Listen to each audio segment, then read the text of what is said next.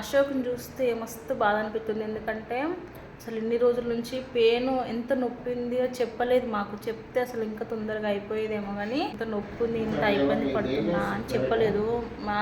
ఇక ఇంట్లో నేను ఒక్కదాన్నే ఉంటాను కాబట్టి ఏం చెప్తా, ఊరికి ఇంట్లో పోయి వచ్చి లేనిపోయిన ఎందుకు టెన్షన్ పెట్టాలి, ఆమెకి పాపతోటే సరిపోతుంది కదా అన్నట్టుగా బాగా ఆలోచించాడు. చెప్పలేదు. ఇక సడన్గా ఒకరోజు గొడవ పెట్టి నేనే ఇబ్బంది పెట్టి హాస్పిటల్ తీసుకెళ్ళి టెస్టులు చేయించిన. అప్పుడు బయటపడ్డది అన్నమాట ఏముంది ఏంటి అనేది. ఫాస్ట్గా సర్జరీ అయ్యాలి, 3rd స్టేజ్లో ఉంది అనేసరికి ఫుల్ షాక్లో ఉండే మేము. ఇక అప్పటికప్పుడు డబ్బులు లేకున్నా వేరే వాళ్ళని అడిగి అరేంజ్ చేసి ఇప్పుడైతే హాస్పిటల్కి అయితే వచ్చేసినాం. దేవుని దయ వల్ల డబ్బులు అయితే కరెక్ట్గా సరిపోయినాయి. మొత్తం ప్యాకేజ్ లాగా మాట్లాడి ఇప్పుడైతే ఆపరేషన్ అయితే చేస్తారంట. ఒక డ్రెస్ చేంజ్ చేస్తా అంటే ఫుల్ బాధపడ్డాడు. అసలు నేనేనా, నాకేనా ఇట్లా అయ్యేది అని.